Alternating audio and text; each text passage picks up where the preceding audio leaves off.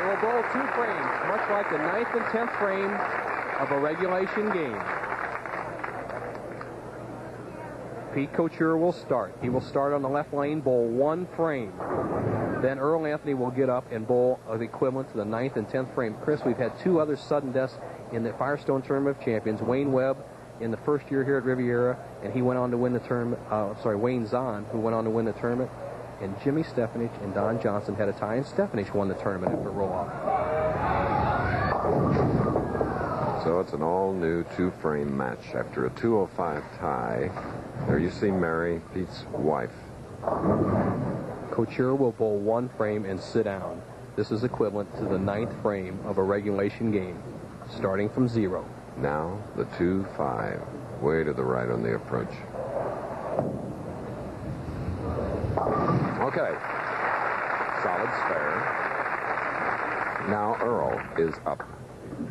Theoretically, Earl can shut out Couture, and in the match, if he strikes 9th, 10th, and 11th frames, he could shut out Couture, and Couture would not finish. Remember, this is the 9th frame, equivalent to the 9th frame for Earl Anthony, sudden death roll-off, Firestone Tournament of Champions.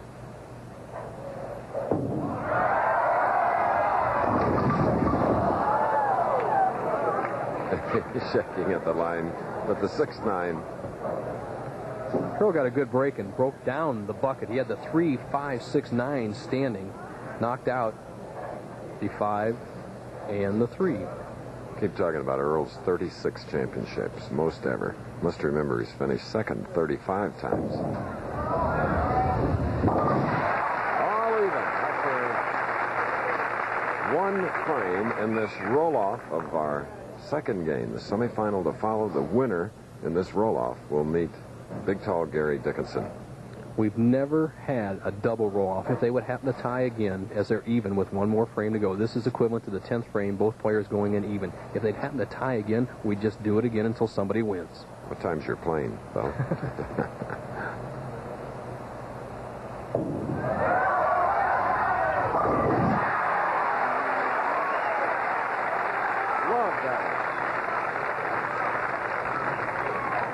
Whatever Anthony does, Couture has to match or better. So it's very simple to keep score at this point. The match is all even. Couture has to match or better whatever Anthony does. I guess, though, this should happen when you gather 52 champions 1 week and head-to-head and bowling each other, and then get into the finals live where the pressure is really on. Anthony a chance to take a 10-pin lead.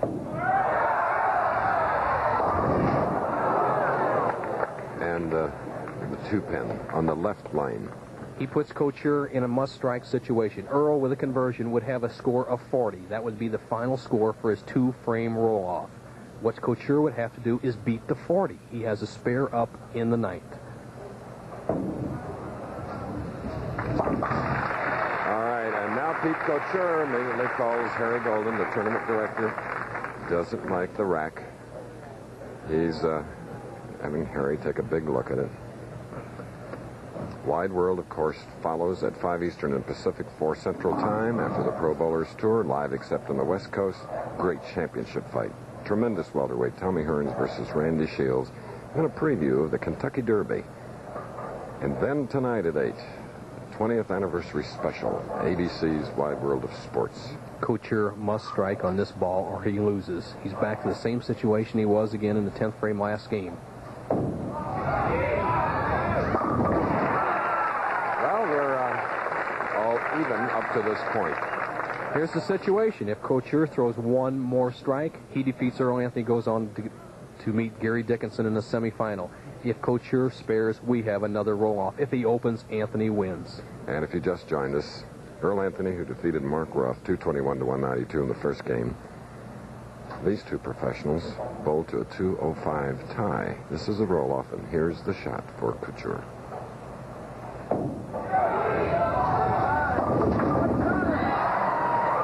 Well, Chris, the pressure got to him. He slipped a little bit, still made a good shot out of it, almost got a strike. If he makes this, we go into another roll-off. First time. We'll keep doing this until somebody wins.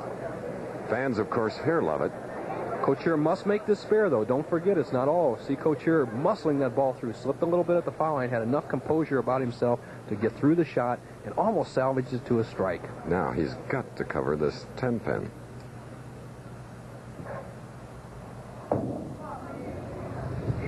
All right. After a 205 tie and a 2-frame roll-off at 40 each, we're back to the 9th frame, our second roll-off. What excitement in the Tournament of Champions.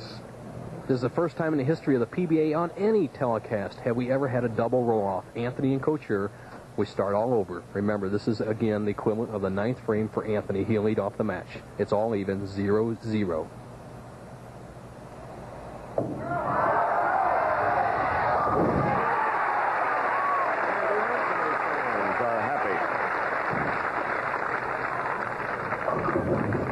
Coachure will get up and bowl the 9th, the equivalent to the 9th and 10th frame. Anthony started with a strike. 35-year-old Pete Couture. Earl Anthony will be 43 Monday. All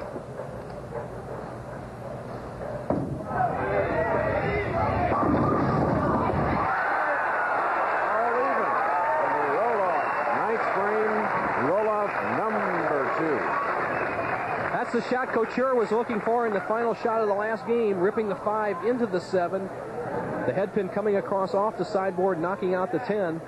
If he had carried that 1 frame earlier, he would have been a winner, but we still have a tie. Both players have a strike working. Look at Pete Couture. He's run the gamut of emotions today. One of distraught, distress, elation here now. He still has a chance. Cool.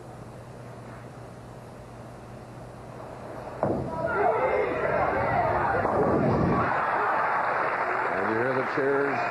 Pete. Very simple refrain. So, Chris, he has the lead. He has forced Anthony to strike at least one time. Regardless of who wins this match, Chris, it'll be interesting to see how much it takes out of them. They still have 2 more opponents to go through if they're going to win the title. $30,000 at stake, along with the title.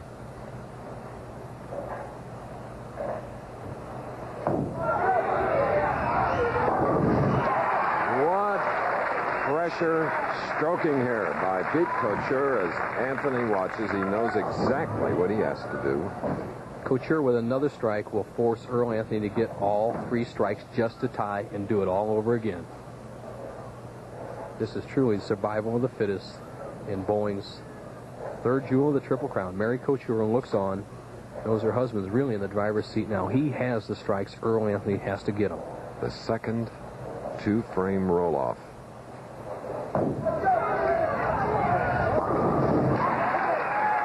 Well, just like that, he puts together 4 in a row, this 35-year-old 3-time winner, much to the delight of his wife, Mary. And Earl Anthony, who struck in the 9th frame. Wow, in order to tie, he has to roll 3. Reminds me of the game where Dickinson had 300 and Mark Roth 298. It's almost the same situation. He must throw all 3 strikes to tie the match. Number 1.